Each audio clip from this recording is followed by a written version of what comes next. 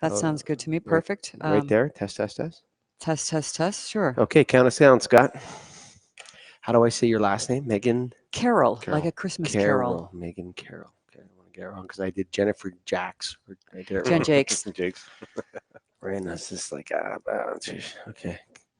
So we're just waiting on our producer in Toronto to give us a countdown. Okay, we're live in now. Welcome back, folks. We are at the IES conference 2019 in beautiful Louisville, Kentucky.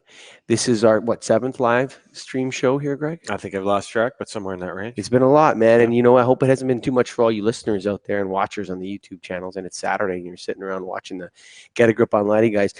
But those were some pretty wild podcasts this morning, man. Those were great. They were amazing, actually. Sure. Yeah, but maybe the best work we've ever done. This episode of the show and everyone we've done here at the IES Conference 2019 is sponsored by our friends at Kurtzon Lighting. Go to KURTZON.com, baby. That's Kurtzon.com. Almost as old as Canada, Greg. Yeah, specification grade fixtures. They currently have a retrofit kit that can fit into their existing fixtures, their troffers. They are going to have one that fits into other troffers coming in 2020.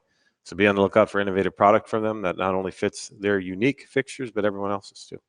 Check out Kurtzon. Made in America. What do you want to keep going here for a bit? No, just go to Kurtzon.com and you'll be all right there. Megan Carroll, thank you for joining us. You're welcome. It's Carol with a C, not K like Kurtzon. But that C-A-R-O-L. 2 R's, 2 L's. There you go. C-O. So, planning an event like this. So you're the conference chair. What's exactly your title? Conference chairwoman. Conference chairwoman. Okay. And is that a board position? Are you a paid employee? I am never bored in this position. Let me start with that. It's a wonderful position. I was asked to do this. Okay. I was asked to take this role on after chairing the Illumination Awards for perhaps 5 years, ending in 2017, so that I could take the 2018 and 2019 role as chairwoman for the conference. It's an amazing opportunity. I am flattered as heck that I was invited to do all this work. Because it's an enormous amount of work. It is great fun. I work with people who are my peers, who I am thrilled to be in their company. I just came from an interview with Shuji Nakamura. Mm-hmm. Yeah. Nakamura invented blue emitters, which are legend. Exactly. How cool is that? And I suppose you guys were here working. The interview was fun. It was lively. It was engaging. It was totally unexpected because my former boss, Mark Rausch of Experience Light, is and a past president of the IES, is a gifted interviewer, host, listener. He conducted the interview, and he made Shuji Nakamura fun, funny, interesting, entertaining. We were expecting, right, a PhD, an engineer, or a Nobel scientist. laureate. Yeah. Exactly. He's just a guy Sure, he's just a person. who failed up. He had more failures on his way up Of course, than he did in successes. So very fun. And you know what? I mean, this whole idea of failure, success, and this quest for perfection and everything else, I think life is failure. That's what it is. Right. And then in some very brief moments, you succeed. Right. You position yourself to get lucky. You work hard to get lucky. Sure. It's who are those? That song is by. They're not Canadians. I don't know who they are, but Which song are you thinking of? You work hard to get lucky. Sing it for me. I can't. I can arrange a conference, but I can't sing. Yeah. Well, apparently I can. But Kentucky regrets my karaoke performances in the last 48 hours. Sorry, Kentucky. He's had a number of them, so Sorry, gotta be ready Kentucky. for that. So your full-time position is not planning conferences. No, it's not. What do you do? I work for Acuity Brands Lighting in New York City as the senior spec rep for New York Digital. New York Digital is the agency for Acuity in New York. I've been there just 3 years in September. So I am a saleswoman in my other life. At a manufacturer rep or an agency. Right. Right. Okay. And what did you do before that? I spent a lot of my time in sources, where I met my boss, Mark Rausch. I spent 10 years with Philips Lighting when it was just simple lighting. Mm, Yes. This was before LEDs, so I was Sure. on the specification side and in strategic marketing. I spent a few years with Lighting Science Group. I spent my last 7 years with Staccato. The tail of the dog wagging the industry because we were a startup. Mm, We were a garage band, changing the way people experienced LED light mm, because of the technology we invented and deployed through our modules.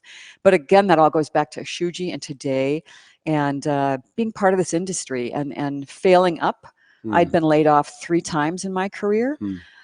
But each time you have to make lemonade out of those lemons, have fun, take some risks, see what happens next. So I'm enjoying my role now as almost retired conference chairwoman, and I'll go back to some other things I pursue. Nice. Well, we're going to get into the conference, but you brought it up, and we haven't had a manufacturer rep or an agent on here. You Tell us. know, with the agents have been getting beaten up by the distributors. There's a bit of a we have a there's the problem is in lighting right now with there's a lot of different companies, there's a lot of different agents, and I find one of the places where I noticed, I don't know how to say this the right way. One of the places, I don't want to say this because there's good agents and bad agents. There's good distributors and bad distributors. And some of them are nailed. Some of the good bad distributors, some of the good. I love all our members, but It's some are humankind. exactly. Yes.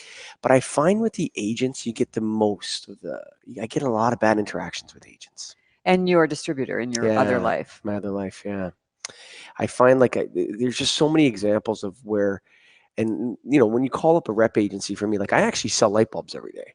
You know what I mean? Like I go back from here and I go back, I take calls, I go out and count people's lights, and whatever, enter orders on a thing and do it every day.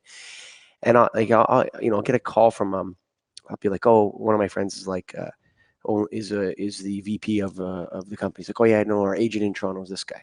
I just call him, whatever. So I call, or one of my guys calls the agents. And then one of the guys at my desk turns to me and he goes, yeah, I called that agent and he said that he had a different product from another manufacturer that was the same thing. You're talking substitutions Yeah, like and agent. alts, Yeah, and like that's my buddy. You right? just substituted. Right. Awkward moment, right? Yeah, But what motivates the agent to do I that? don't know. I don't know how that business works, but I encounter a lot of that kind of thing with agents, where it's like I wouldn't want to do a business with someone that did that. And I hear about it on both sides. So my role as senior spec saleswoman for the New York Digital is I call on the professional lighting design community. Sure. I don't call on distributors. That's an entirely different team because it's a different part of our Sure. business. But I also have experienced it the other way, where I've worked diligently over years with a lighting designer to bring a project to fruition. And at the last minute, the submittal says, this, XYZ. But I'm with ABC and I've spent years sampling ABC product to her, Sure. answering questions, bringing her to my factory at ABC. Sure. But in the end, the distributor says, no, go with this. Why is that? So we both suffer from the same channel clutter, channel confusion. Yes, that's a good way to channel clutter. That's a good way to put it. And there's so much channel clutter now. It's very confusing. It's very mystifying. We continue to put obstacles in the way of our own successes and getting our product to market. I think Europe has a very good channel in that the manufacturer works directly with the end user. But there's also problems with that model in that there is no role necessary for lighting designers.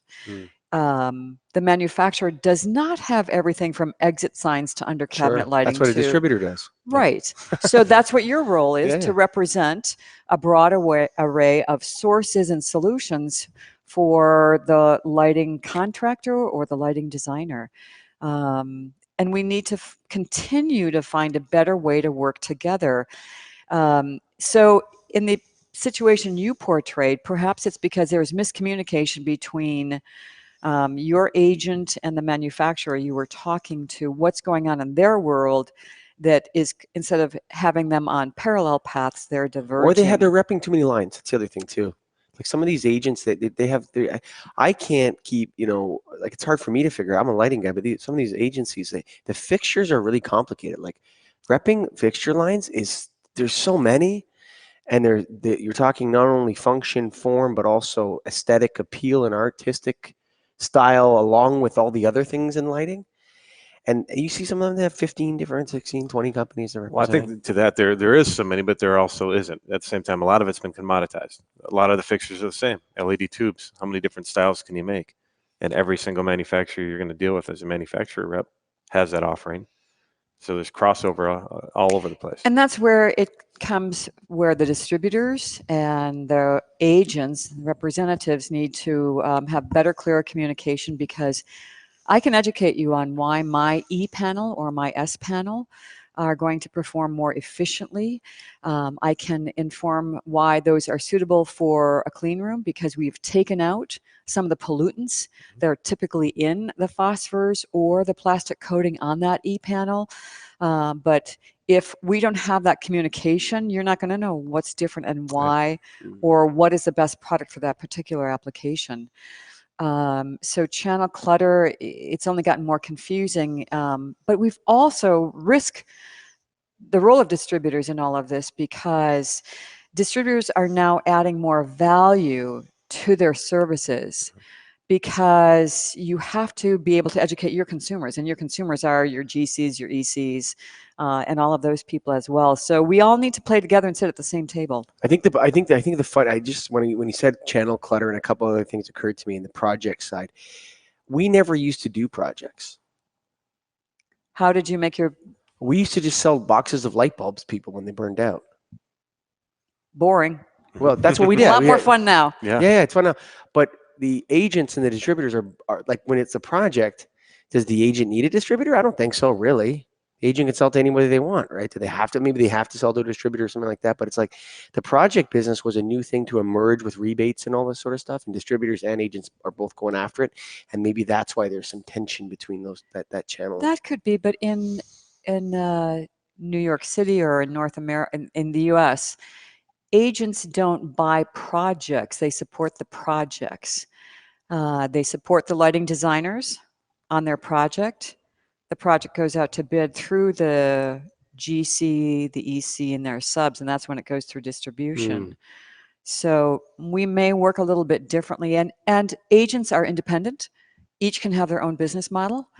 We've seen some lighting design professionals Become agents, right? become agents. Yes, I've seen that too. Or they start to diversify their services as a lighting professional, because we still don't make it clear, why do I hire a lighting designer? What do they do? Why do I need them? Why don't I just go to a distributor and get some light bulbs?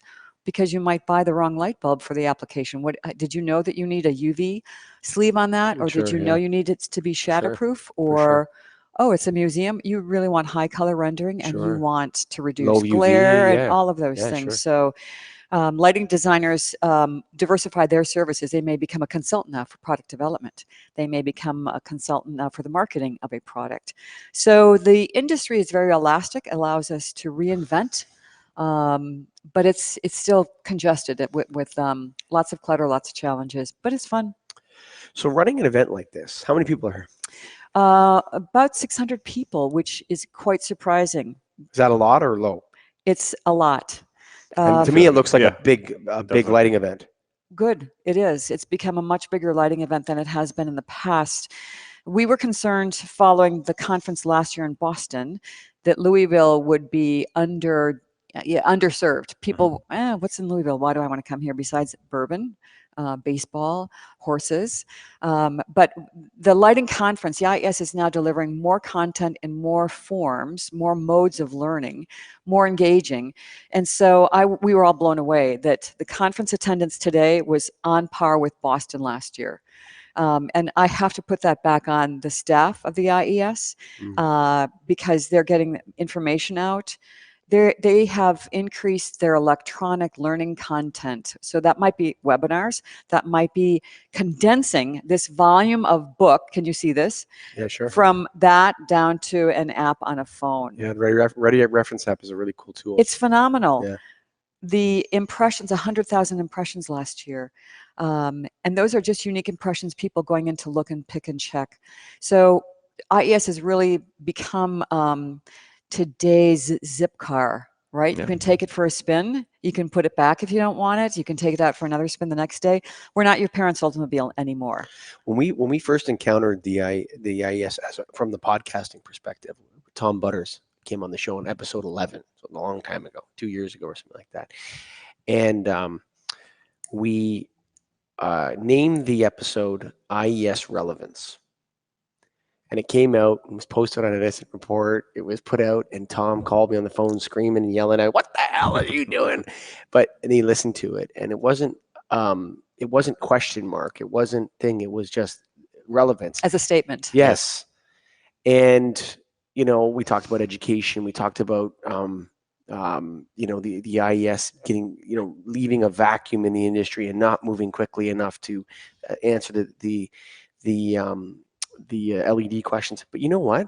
I think they moved as fast as they possibly could, actually. And because what you're talking about is an engineering society.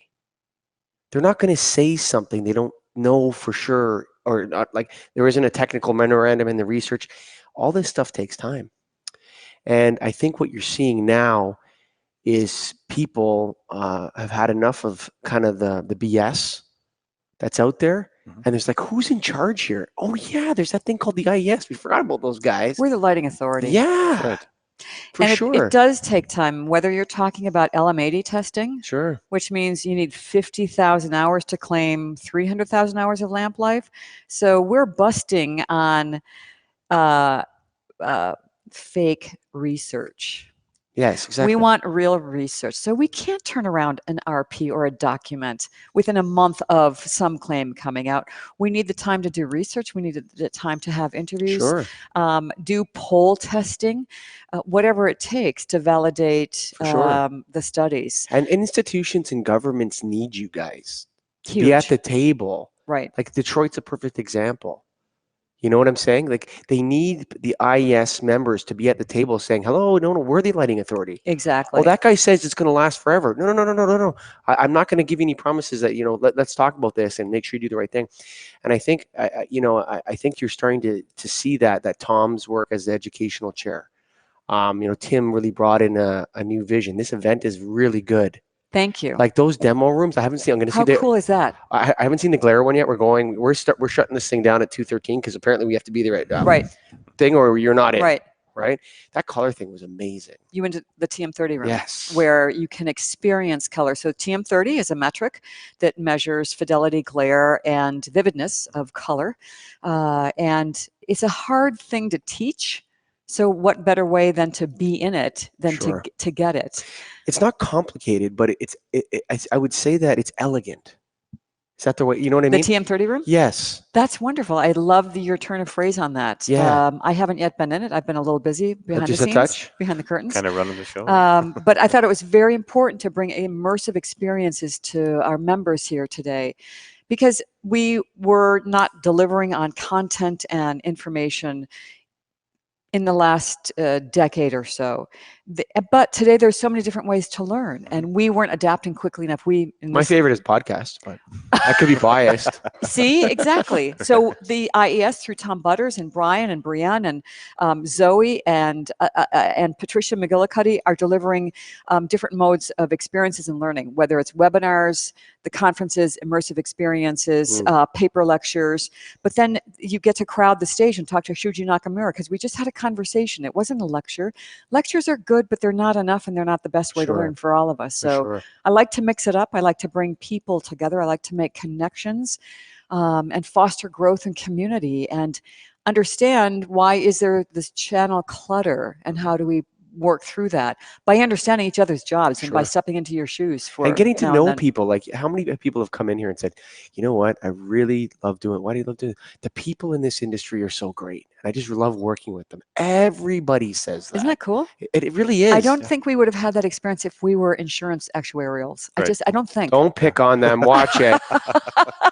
Watch it. I want to ask you something, and I can't remember who it was that said this, but this is such an IES name. Okay, we're gonna have a conference on the non-energy benefits of lighting.